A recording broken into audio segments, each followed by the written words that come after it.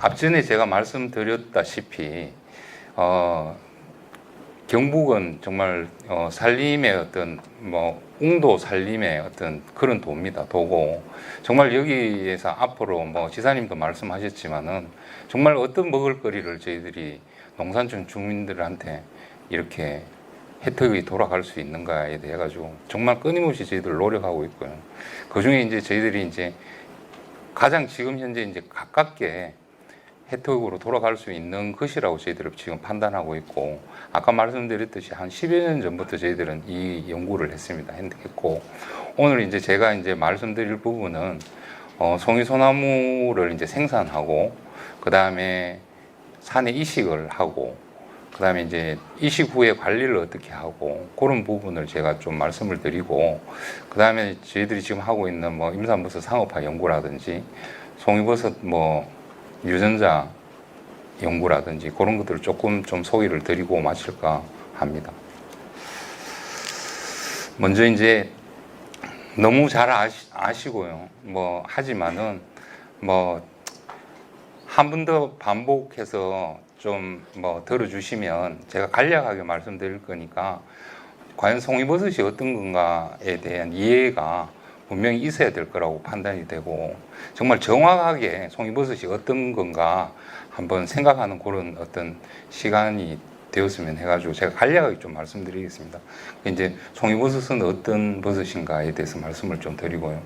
그 다음에 송이소나무 생산, 송이소나무를 산지 이식한 후에 송이균이 어떻게 활착되어 가고 있고, 이제 산에 이식하고 난 뒤에 송이균이 살아가야 되니까요. 그래야 저희들이 이제 송이를 기대할 수 있거든요. 그러니까 이제 이식하는 요령이라든지 방법이라든지 이식 후의 관리라든지 그런 것들을 좀 말씀드리고, 그 다음에 송이버섯 내 기능성 유전자를 저희들이 발굴을 해가지고 상업화하는 방법, 그 다음에 산림버섯의 어떤 기능성을 부각시켜가지고 신약이라든지 이런 것들을 상업화하는 그런 어떤 연구 내용을 좀 소개시켜 드리려고 합니다. 먼저 송이버섯은요, 사실 제가 많은 자료가 있지만 정말 이렇게 조금 축약을 해가지고 좀 말씀드리겠습니다. 아시다시피 이제 송이 이제 학명은 제가 이렇게 말씀드리면 여기 도사 앞에 요롱 흔든다는 말도 있듯이 그렇게 생각하지 마시고 좀 잘 들어주시기 바랍니다. 학명은 트리콜로마 마츠다케입니다. 트리콜로마 마츠다케고요. 그 다음에 이제 생물학적 분류라고 위치라고 나와 있는데요. 여기 보면 진균계라고 있습니다. 버섯은 곰팡이입니다. 여기 진균 끊는 게 곰팡이거든요. 이제 곰팡이, 그러니까 큰 분류로 곰팡이 안에 들어가 있습니다. 송이버섯이. 그 다음에 담자균문이라고 돼 있는데, 이 특이하게 이제 버섯들 중에 담작이라는 어떤 그 기관을 형성 안 하는 버섯도 있지만은, 송이는 이제 담자기를 형성하는 그런 담자균문에 속합니다. 그리고 이제 잘 아시다시피 이제 송이가 이렇게 가시 벌어지면 이제 부채살처럼 밑에 이렇게 이 주름살이 있죠, 그죠? 여기 보면 이제 주름버섯 목입니다. 주름버섯 목. 이렇게 해서 송이는 생물학적 분류 위치가 곰팡이에 속하고, 그 다음에 담자기를 가지고 있고, 그 다음에 이제 이 가시 펴졌을 때 주름이 이렇게 보인다 해서 그런 분류 체계를 따라 가지고 송이버섯이 생물학적으로 그렇게 위치하고 있습니다. 그 다음에 송이버섯은 또 특징적으로 외생균 원성 균류입니다. 외생균 원성 균류입니다. 여기 보시면 외생균 원성 균류라고 되어 있는데요.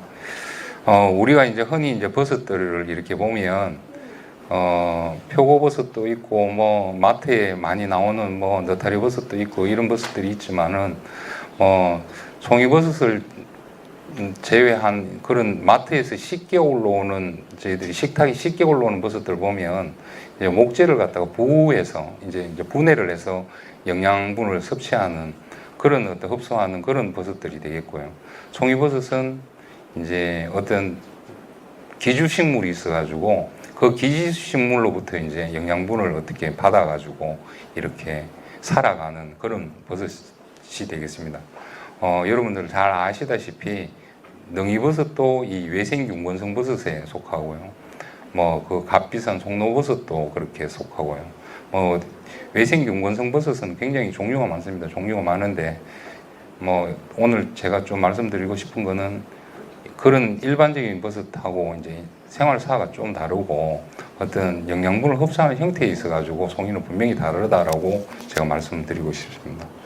발생은 너무나 잘 아시다시피 여름에 잠깐 났다가 또 이제 가을에 왕창 나고 그리고 이제 어디에서 발생되냐 그러면 침례수림에서 발생이 되는데 우리나라는 거의 한 90% 이상이 우리나라 소나무죠. 그냥 일반적인 피너스 덴시프로라라고 하는 소나무림에서 나오고요. 그 다음에 일부 이제 리기다 소나무라는 그런 소나무림에서도 이제 발생이 됩니다. 발생이 되고 때로는 이제 또 저 영덕 쪽에 가면 해송에서도 좀 발생이 된다라고 하는 보고가 있습니다. 보고가 있고 지금 다른 문헌에 찾아보면 다른 침엽수인 낙엽성 이런 데서도 또 발생이 된다라는 보고도 있고 하기 때문에 크게 봐서 이제 송이버섯은 침엽수림에 이제 발생하는 버섯이라고 그렇게 생각하시면 됩니다. 그리고 또 이제 간혹 보면 활엽수가 있는데 활엽수에도 이제 송이버섯이 발생되는 경우가 있거든요. 있는데 그거는 제가 봤을 때는 활엽수 때문에 그런 건 아니고 소나무가 인근에 있어가지고 그 뿌리가 사실은 제가 이제 한 10년 전에 그 송이가 발생되는 바로 밑에 이제 그 소나무 뿌리가 이렇게 있는데요. 그 뿌리를 찾아서 이제 계속 그 나무가 어떤 나무인지 이제 찾아가 봤습니다. 찾아가 봤는데 거의 이렇게 돌아서 소나무더라고요. 그게 소나무인데 거기도 활엽수가 있고 소나무가 있는 그런 혼용하는 그런 임상 구조가 돼 있었는데도 분명히 그 밑에 그러니까 송이버섯 바로 밑에 뿌리가 이렇게 붙어 있는데 그걸 따라가지고 가니까 송이버섯의 소나무더라는 겁니다. 근데 이제 그 길이가 돌고 돌아서 저희들이 대충 재보니까 한 60m 정도 되더라고요. 그러니까 지금 활엽수에서 난다라고 하는 어떤 그런 것들은 아마 인근에 그런 이제 소나무 뿌리가 분명히 왔지 않을까라는 어떤 그런 저희들 결론을 내리게 됐죠.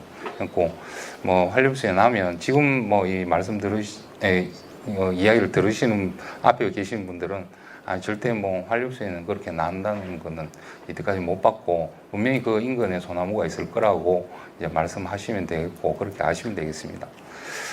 그 다음에 이제 요 버섯은 모든 생물종이 어떤 이 생활 환이 있습니다. 생활환은 뭐냐 그러면 사람도 이제 죽고 다시 태어나고 이렇게 해서 유년기를 거쳐가지고 이제 노년기로 가고 이런 사이클이 있는데요. 이 버섯도 이런 사이클이 있습니다. 그걸 이제 생활사라고 그러는데 생활사는 이제 아까 말씀드렸듯이 그 버섯들 중에 그 담자기를 형성하는 담자균류의 전형적인 어떤 생활사를 가지고 있더라. 이제 그렇게 저희들이 이제 결론을 내렸고요. 아직까지 이 송이버섯에 대해서 정말 어떤 구체적으로 분류라든지 어떤 이 균사의 특징이라든지 이런 것들에 대해서 정말 깊이 있게 연구를 한 데는 아직까지 없더라고요. 없었는데 저희들이 이제 이 연구를 하면서 이런 거는 좀 정립을 좀 해 나가야 되겠다라고 생각을 하고 저희들이 세밀한 부분까지 다 봤습니다. 다 받는 그 결과를 지금 말씀드린 거니까요. 그 이제 송이버섯이 아까 그랬죠. 제가 이제 곰팡이라고 그랬죠. 송이버섯은 또 아까 말씀드렸듯이 또 생활사가 이렇게 돌아가는데 이 생활사가 돌아가는 중에 그 곰팡이처럼 하얀 실처럼 돼 있는 그걸 균사라고 그러는데 그런 어떤 균사의 어떤 특징을 보니까 이 선형의 어떤 특징을 가지고요. 그 다음에 척지 생장을 거의 안 합니다. 척지 생장은 뭐냐 그러면 실이 한 타래로 한 방향으로 쭉 이렇게 앞으로 가다가 바깥으로 옆으로 이렇게 브랜치 이렇게 그냥 가지를 치는 거를 거의 안 하더라는 겁니다. 그런데 다른 곰팡이들은 굉장히 많이 치거든요. 근데 이제 송이버섯은 별로 그런 게 안 보이더라고요. 그게 이제 척지생장이 있고, 그 다음에 이제 이 담작균류는 보통 보면 이 경막이 이렇게 분명히 존재를 하는데, 송이는 이 경막이 아주 뭐 어설프게 존재를 합니다. 다른 뭐 표고버섯이라든지 느타리버섯이라든지 이런 것들을 보면 이 균사의 어떤 이 경막이 어떤 일정한 간격으로 딱딱딱 이렇게 있고, 그 안에 경막과 경막 사이에 핵이 이렇게 존재를 하는데, 그 경막이 잘 보이지 않습니다. 현미경상으로. 이제 경막이 이거를 있다 그래야 될지 없다 그래야 될지 정확하게 제가 판단이 안 되기 때문에 제가 물음표를 해놨고요. 그 다음에 이제 모든 담작균류들을 보면 대부분이 이제 꺽쇠라는 이런 아주 특징적인 어떤 그런 이 균사가 생장해 나갈 때 그런 형태를 가지는데, 연결꺽쇠라고 그러죠. 연결꺽쇠가 송이버섯 균사체에는 전혀 안 보입니다. 제가 이때까지 굉장히 많은 현미경을 봤는데 제가 연결꺽쇠를 본 적은 없습니다. 그 이제 연결꺽쇠는 뭐냐 그러면은 이 균사체가 이렇게 커 나가는데 핵을 이동하고 핵을 갖다가 이제 분열하고 할 때 분명히 이제 보이는 그런 기관의 어떤 형태인데, 그런 형태가 절대 안 보이더라는 겁니다. 그 이제 뭐 송이버섯의 균사의 특징을 보면 척지생장은 그러니까 브랜치를 가지는 치는데 경막은 거의 안 보입니다. 안 보이고 꺽쇠는 분명히 없다라고 저희들이 정의를 했습니다. 그 다음에 이제 송이버섯을 갖다가 유전학적으로 이제 저희들 생각해 봤을 때 아직까지 어떤 뭐 이종 간의 어떤 결합으로 인해 가지고 이상한 버섯이 나온다든지 그렇게 뭐 보고된 바는 없고, 우리나라에도 아직까지 송이버섯은 송이버섯 그대로 어떤 형태라든지 유전 정보라든지 이런 것들을 이제 유지하고 있기 때문에 야생의 유전 형질을 그대로 계속 가지고 있습니다. 가지고 있고, 그 다음에 이제 또 송이버섯을 또 이 정의를 해보면 아직까지 인공 재배가 안 되는 이제 뭐 조금 값비싼 버섯이다라고 이제 저희들이 그렇게 정의를 했습니다. 아까 제가 이제 생활사라고 말씀을 드렸는데요. 지금 이렇게 보면 이제 송이버섯의 어떤 생활사를 이렇게 그림으로 이렇게 나타냈는데, 뭐 제일 쉬운 것부터 제가 좀 말씀드리면 이 버섯입니다. 그죠? 이걸 이제 송이버섯이라고 생각을 하시고요. 이제 주름살이 보입니다. 그죠? 주름살을 이제 영어로 이제 뭐 길이라고 하는데, 주름살을 또 좀 더 확대를 해보면 이렇게 주름살이 이렇게 생겼는데, 요 주름살 끝에 보면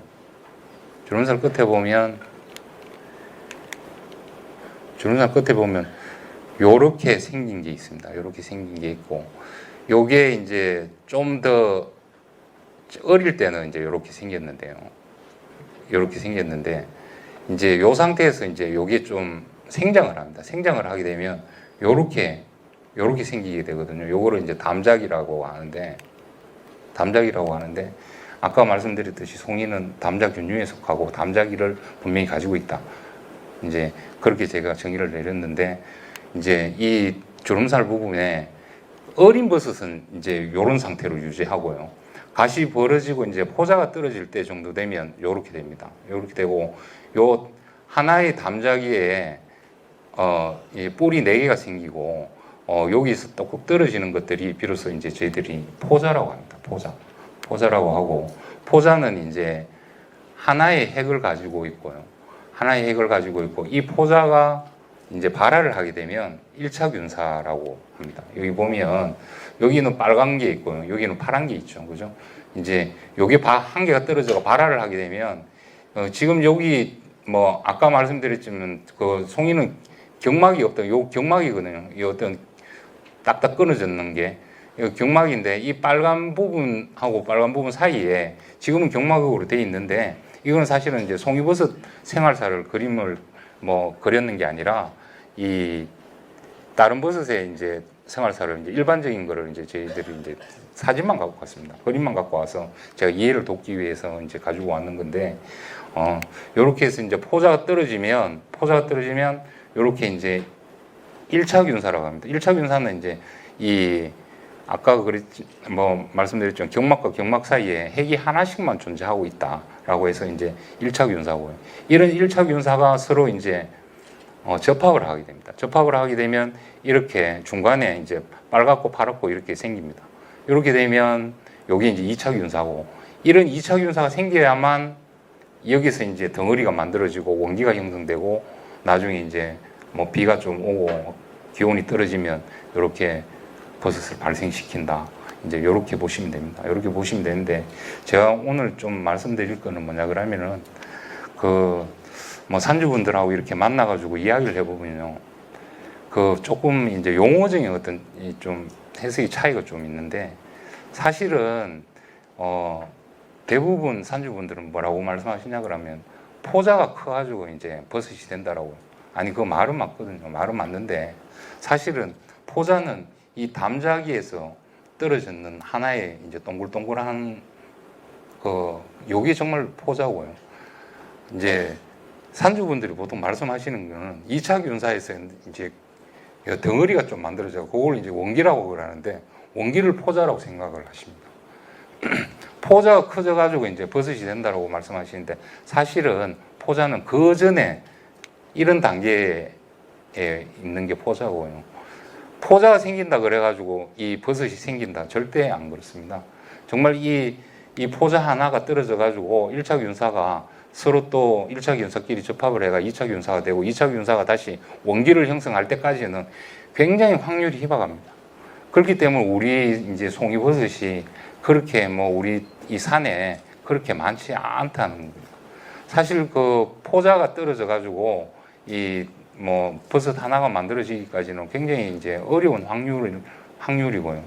뭐 그렇게 이제 쉽게 이제 만들어지는 버섯이 아니기 때문에, 어떻게 보면 뭐 오늘 뭐 이야기를 들으시는 산주분들께서는 그 포자라는 개념을 조금 좀 바꿔야 되고, 지금 산주분들이 알고 계시는 거는 이제 원기입니다. 원기고, 그 포자는 그 전의 단계에 존재하는 아주, 여기 보면 사실 요 사진은 제가 동글동글한 게 있는데, 요건 제가 정말로 송이 포자를 사진을 찍어 놓는 그런 사진입니다. 여기 뭐 동글동글하게 해가지고 안에 이렇게 뭐 염색체도 보이고 막 그러는데, 요게 이제 원기고요. 이게 바로 버섯이 되지는 않는다는 겁니다. 이제 이런 생활사를 돌릴 때 이제 핵이 이렇게 분열을 하게 되고, 그 다음에 또 이렇게 감수 분열도 하게 되고, 그 다음에 또 뭐 같이 접합도 하게 되고, 그 다음에 이게 또 뭐 네 개로 나눠지기도 하고, 뭐 이런 어떤 핵의 어떤 이런 단계를 거쳐가지고 비로소 이제 버섯이 발생이 되게 됩니다. 이제 요거는 이제 송이 균사체의 이제 현미경 사진인데요. 보시면 아까 말씀드렸죠. 제가 이제 똑똑 이렇게 균사 사이에 이런 어떤 일정한 단위처럼 해가지고 경막이 중간에 있어야 되는데, 지금 없습니다. 없고, 이 가끔씩 이렇게 보이거든요. 여기 이제 뭐 경막으로 볼까 말까 참 고민입니다. 아직까지 고민이고, 경막은 뭐 있는지 없는지 정확하게 저희들이 이제 판단을 못 합니다. 그런데 만약에 이제 거의 뭐 단위처럼 1cm, 1cm, 뭐 예를 들어 1cm, 1cm 단위로 해가지고 저런 경막이 따다닥 있으면 경막이 있다라고 이야기를 하지만은, 지금 현재는 그런 게 안 보이기 때문에 경막이 없는 걸로 저희들이 이제 그렇게 판단을 하고 있습니다. 그리고 여기 동그란 게 이제 핵입니다. 핵. 뭐 균사체 안에 그런 어떤 핵이 보이고, 요건 역시 경막으로 이제 볼 수 있지만은 뭐 규칙적으로 있지 않기 때문에 경막은 아니라고 저희들이 판단하고 있습니다. 요건 이제 400배로 받는 거고, 요거는 1000배로 받는 그런 송이 균사체의 어떤 사진입니다. 송이 균사체라 그래가지고 지금 뭐 현미경 뭐 이렇게 크게 보이니까 뭐 대단한 것처럼 보이지만, 사실은 뭐 송이 딸 때 밑에 보면 하얀 거 있잖아요. 그죠? 그게 이제 송이 균사체입니다. 그거를 확대했다고 보시면 됩니다. 이렇게. 그 하얀 실처럼 되어 있는 게 확대되면 이런 모습이 이렇게 나오는 겁니다. 자, 이제 송이버섯 연구에 대해서 제가 좀 간략하게 좀 말씀을 드리겠습니다.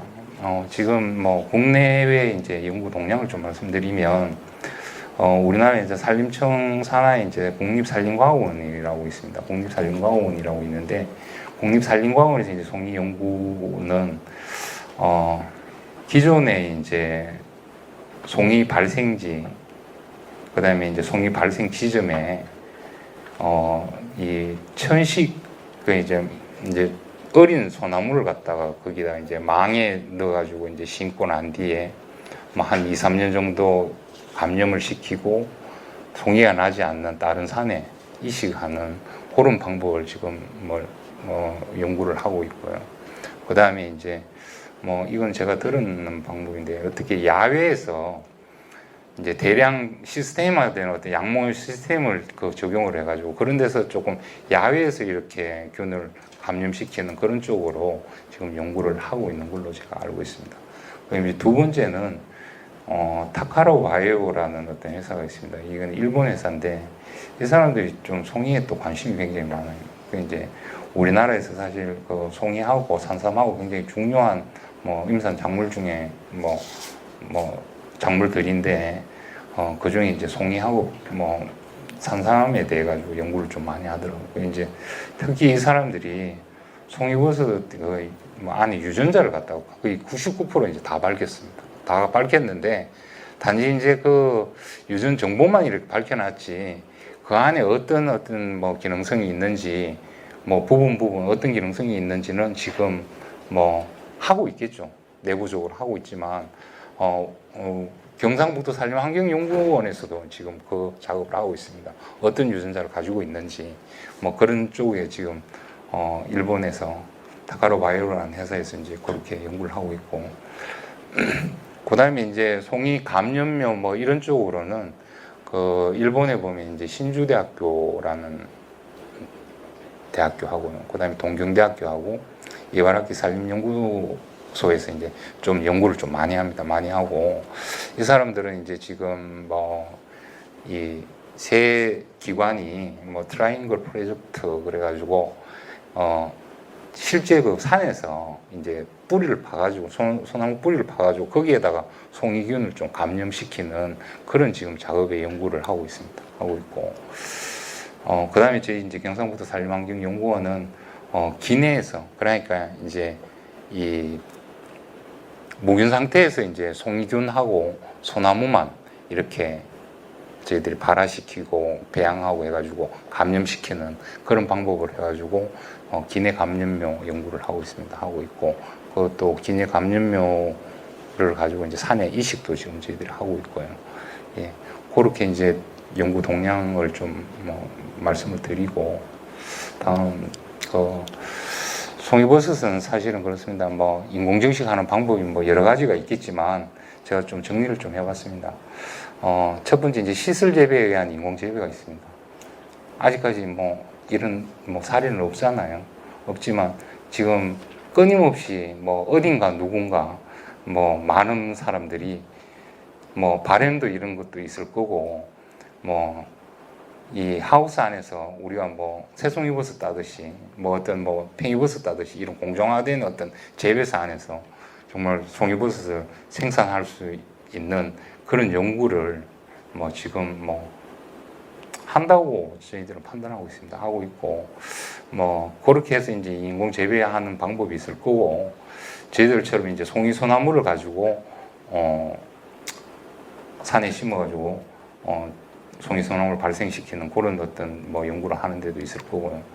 그 다음에 또 이제 하나는 뭐냐 그러면은 이 송이균을 가지고 이걸 좀 형질 전환이라는 거, 그 어떻게 보면 유전자 변형입니다. 유전자 변형시켜가 산에서 안 따고 정말 이 새송이나 이런 것처럼 쉽게 딸 수 있는 그런 이상한 그 유전자 변형의 어떤 그런 송이를 만들어 내는 그런 시도도 할 거라고 이제 판단이 되고, 이제 그렇게 되면 많은 사람들이 송이 비슷한 거를 이제 드시게 되겠죠. 드시게 되는데, 그런 인공 재배 방법을 사람들이 이 연구하는 사람들이 생각하고 있다는 것을 제가 좀 말씀드리고 싶습니다. 자, 이제 다음에 이제 제가 말씀드릴 게 저희들이 이제 뭐 이때까지 하고 있는 그 송이소나무 생산에 대해서 말씀드리겠습니다. 연구 배경은 뭐 앞서 말씀드렸듯이 하여튼 전국 송이 생산량의 80% 정도 이상 차지합니다. 차지하고 2010년도에는 굉장히 많은 이제 송이가 생산이 됐습니다. 생산이 되고 지금 2014년도인데요. 지금 경북 내 이제 도유림에 그 송이 생산량이 어느 정도 되는지 저한테 이제 이렇게 뭐 공문으로 물어옵니다. 물어오면 저는 이제 매년마다 대충 뭐 작년 대비 어느 정도 뭐 발생량 증가가 되겠다라고 이제 제가 예측을 해줘야 됩니다. 예측을 해줘야 되는데 올해는 제가 봤을 때는 아마 뭐 더 잘 알고 계시겠지만 뭐 송이버섯이 좀 뭐 제법 날 거라고 제가 판단하고 있습니다. 판단하고 있고 우리 도가 해야 되는 어떤 뭐 목적 중에 그다음에 송이버섯 연구뿐만 아니라 송이소나무에 의한 어떤 송이 발생림의 어떤 정대 그로 인해 가지고 이제 산주분들이 송이를 이제 많이 이렇게 수확할 수 있는 어떤 소득을 증대할 수 있는 그런 게 이제 저희들 목표이기 때문에 그런 어떤 연구 배경을 갖고 있고요. 최근 들어가지고는 정말 이 동해안 쪽으로 굉장히 큰 대형 산불이라든지 이런 것들이 납니다. 뭐 청송은 아직까지 그런 뭐 대형 산불이 뭐 발생은 안 되는 걸로 제가 알고 있는데 뭐 저기 강원도라든지 이런 데는 사실 산불 때문에 뭐 정말 이 송이버섯 이제 수확에 문제가 되는 뭐 그런 사례가 많고요. 그 다음에 지금 가면 갈수록 지금 자꾸 우리나라의 한반도가 자꾸 온난화되기 때문에 이 온난화 된다는 게 굉장히 큰 이 지금 어떤 문제가 되고 있습니다. 산에 있는 어떤 이 소나무라든지 다른 어떤 식생의 어떤 변이가 또 일어나고 그러다 보면은 또 어떤 병해충이 또 뭐 만연하게 되고 그런 어떤 이 병해충에 의해 가지고 뭐 소나무도 점점 이제 북상하게 되고 이 어떤 식생이 북상하게 되고 그 다음에 어떤 이 저항성도 굉장히 떨어지기 때문에 뭐 이 온난화가 굉장히 문제가 됩니다. 사실 송이버섯을 두고 이제 생각을 했을 때 그 다음에 이제 점점 더 이제 뭐 기존에 송이가 발생되는 그 소나무가 이 노령화가 자꾸 진행이 되고 저한테 이제 전화가 뭐 많이 오는데 이제 그분들이 이제 뭐 물음에 한 20%는 그런 겁니다. 옛날에는 뭐 지게지고 뭐 송이 따가지고 내려왔는데 요즘은 송이 뭐 구경도 못 한다 것 같아. 그한테 뭐 소나무가 이제 자꾸 늙어지니까 그렇게 되는 겁니다. 그렇게 되고 그 다음에 또 이제 요즘 최근 들어가지고 이제 제손충이라는 그런 소나무 제손충이라는 그런 병 때문에 또 소나무림이 소실이 많이 됩니다. 많이 되고 제가 지금 포항에 살고 있는데 포항에 지금 소나무 제손충이 굉장히 이제 대발생이 돼가지고요. 제가 사는 그 인근에도 사실 송이가 이렇게 낳는 그런 소나무림이었는데 거기에 이제 제손충이 들어와가지고 사실은 제손충 들어오면 거의 대부분 다 벌채 다 하거든요. 하다 보니까 뭐 결국은 소나무가 있어야 이제 송이를 우리가 기대할 수 있는데 그런 이제 송이버섯이 이제 뭐 제손충병 때문에 기대할 수 없는 그런 상황으로 가고 있습니다. 아직까지 제가 뭐 청송에는 제손충병이 뭐 아직까지 뭐 안 들어왔다라고 제가 뭐 지금 파악을 하고 있는데 사실 뭐 들어와가지고 휩쓸고 가는 거는 순간입니다. 제가 이제 포항에 그 제손충 피해를 제가 지켜봤거든요. 봤는데 정말 한 2년 만에 거의 뭐 소나무를 초토화 시키더라고요. 이제 뭐 지금 가장 이제 두려워하는 데가 영덕입니다. 영덕은 이미 제손충병이 들어왔고 뭐 청송도 모르겠습니다. 뭐 일단 뭐 언제 들어올지 모르겠는데 언젠가는 뭐 들어오리라고 저는 판단하고 있습니다. 이제 그렇지만은 뭐 그래도 제순충병에 대해 가지고 이제 방제를 좀 열심히 하고 정말 대대적으로 정말 이 방제에 어떤 굉장히 뭐 예산도 많이 투입하고 하면 아마 저는 그 제순충병 잡힐 거라고 저는 판단이 되거든요. 하여튼 뭐 제가 지금 뭐 제순충병으로 이렇게 뭐 이야기 이상하게 흘러갔는데 하여튼 이 송이버섯이 자꾸 이제 생산량이 감소하고 있고 뭐 이런 것들 때문에 저희들이 이제 송이 소나무를 가지고 산에 심고 해서 송이 발생림을 이제 확대하려고 하는 그런 의도로 저희들이 지금 연구를 수행하고 있습니다. 이제 송이 소나무 생산의 어떤 기술적인 요소는 일단 우량 소나무 종자를 저희들이 이제 확보를 해야 되고 그다음에 무균적으로 이제 그 송이의 소나무를 발화를 시키고 발화물을 제작하고 그다음에 그 안에 들어가는 인공상토라든지 뭐 혼합률이라든지 뭐 안에 들어가는 감염할 때 그 베이지라든지 뭐 이런 조성이라든지 뭐 이런 것들을 뭐 저희들이 잘 디자인을 잘 뭐 해야 되고요. 그다음에 얼마만큼의 이제 송이균을 넣으면 이 소나무가 이제 이렇게 그 용기 내에서 잘 자랄 수 있는지 뭐 그런 것도 저희들이 했고 그다음에 이제 감염하고 배양할 때 그런 어떤 최적의 온습도라든지 이런 것들 그다음에 저희들이 한 4개월, 5개월 정도 그 청정 배양실에 이제 감염 배양을 하게 되는데 그런 것들 어떤 청결도라든지 이런 것도 굉장히 중요합니다. 그다음에 뭐 경제적으로 우리가 뭐 너무 오래 있지 않고 빨리빨리 이제 바깥으로 낼 수 있는 그런 어떤 배양 기간이라든지 그다음에 이제 바깥에 나오면 저희들이 하우스에서 저희들이 순화를 하게 되는데요. 순화 어떤 시기라든지 어떤 몇 월 달에 나가면 우리가 이제 활착률이 좋더라. 뭐 이제 식재는 어떻게 하더라. 그다음에 이제 야외 순화를 이제 몇 년 거쳐 가지고 이제 산에 이식하는데 산에 이식하는 이식지가 어떤지 사실 송이는 아무 데나 나는 거 아니잖아요. 그죠? 이제 정말 송이가 날 수 있는 그런 이식지를 찾아서 저희들이 이식을 하게 되고 정말 그런 어떤 적정한 이식지가 어떤 건지 그 다음에 이제 산지 이식 해놔놓고 관리라든지 이게 굉장히 중요하다고 판단이 됩니다. 자, 이제 순서대로 제가 이제 송이 소나무를 이제 만드는 방법을 좀 말씀을 드리겠습니다. 이제 송이버섯이 저렇게 저희들이 뭐 영덕 가가지고 2001년에 이제 갖고 왔습니다. 갖고 와가지고 이 위에 머리 부분을 이렇게 자릅니다. 자르면은 그 안에 이제 다른 균이 감염이 안 되는 아주 순수한 그런 부분이 있습니다. 그거를 저희들이 긁어가지고 저렇게 이제 배지 위에 이렇게 올리게 되면 이제 송이균이 이런 식으로 자라서 이렇게 확대되게 됩니다. 그리고 이제 지금 우리 연구원에서 도내에 이제 그 주요 산지별로 지금 한 130여 종의 송이 균주를 저희들이 보관하고 있습니다. 우리들이 왜 이 130여 종의 균주를 보관하고 있냐 그러면은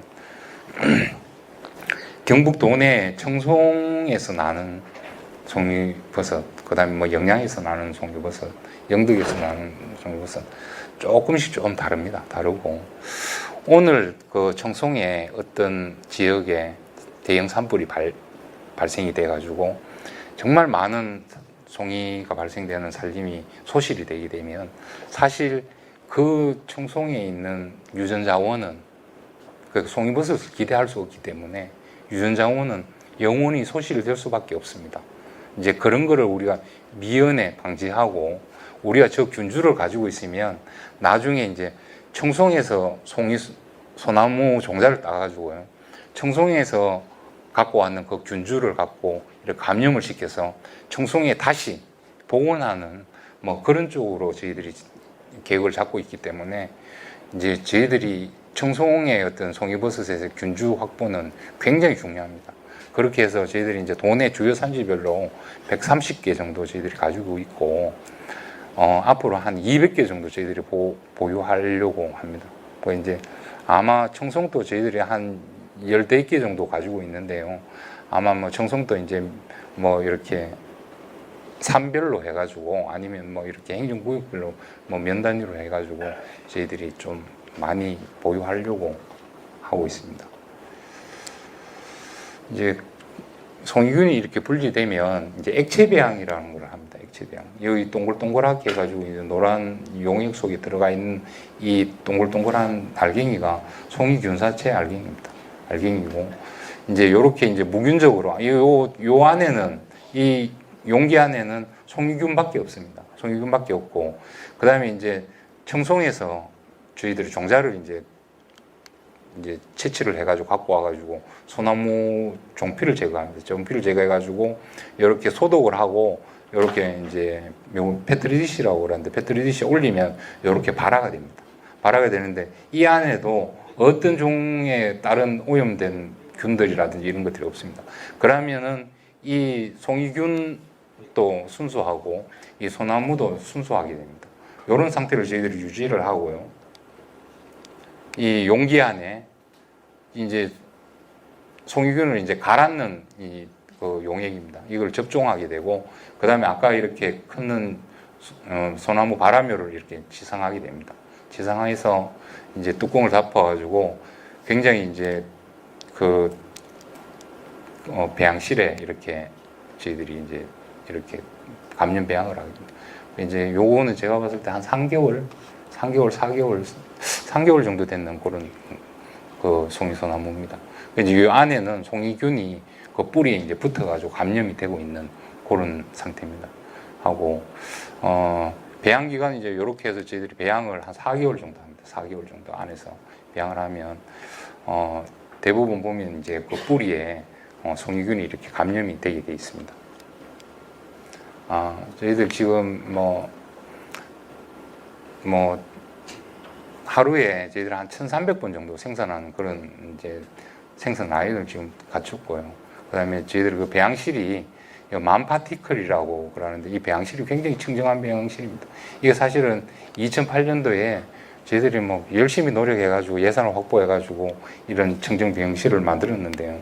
이제 이 청정 배양실이 이제 여기 보면 만파티클 이하라고 그랬잖아요. 그 이제 청정도가 이제 높다는 거는 굉장히 깨끗하다는 건데 그 기준이 뭐냐 그러면 먼지의 입도수가 얼마나 되는 건가.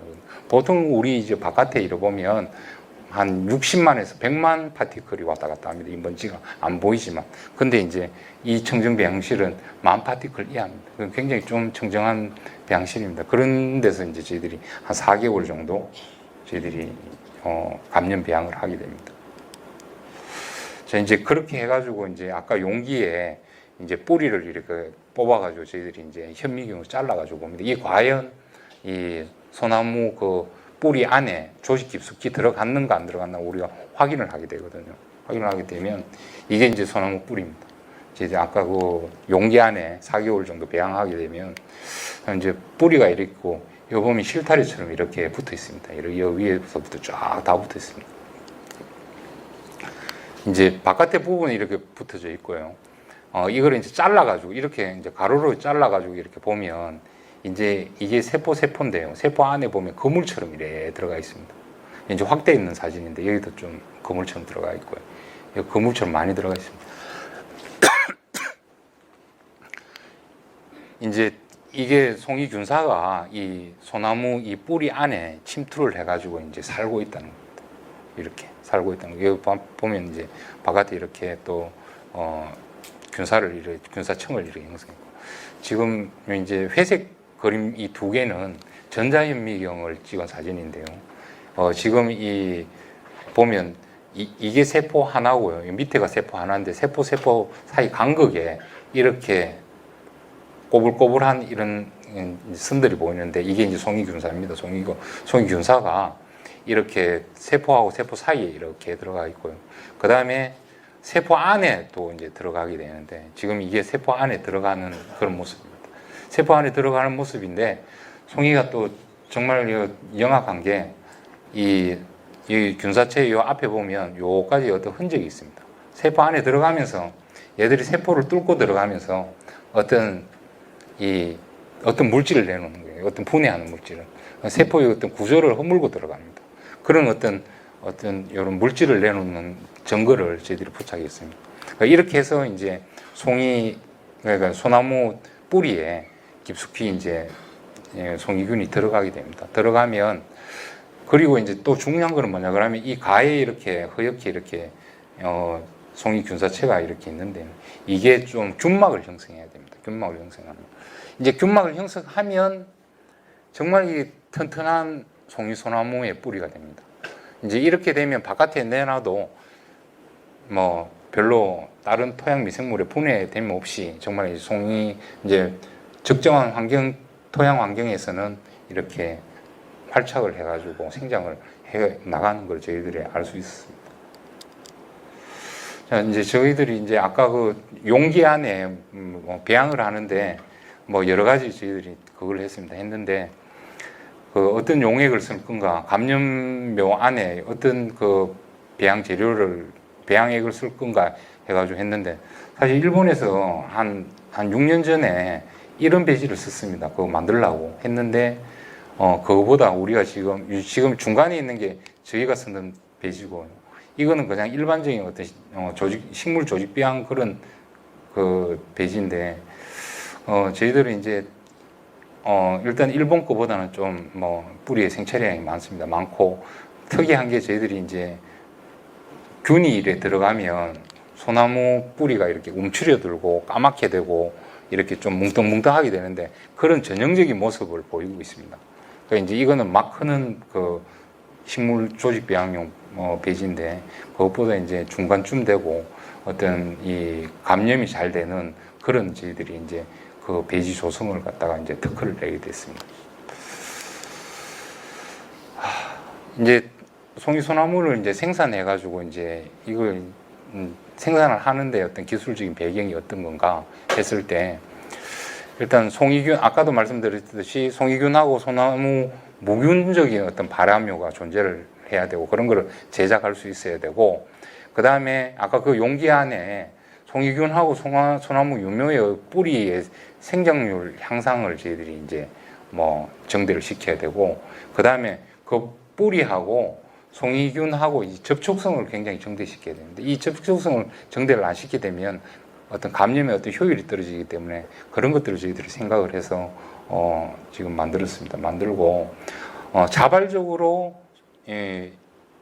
감염이 될 수 있도록 소나무 뿌리에 그 송이균이 감염이 될 수 있도록 어떤 탄소원이라든지 무기염료를 저희들이 조정을 했습니다. 조정을 하고 그 다음에 이제 유면세균은 아까도 말씀드렸듯이 어떤 균의 어떤 침입, 그 다음에 바깥에 균막을 형성하는지 여부라든지 이런 것들을 저희들이 종합적으로 연구를 했습니다.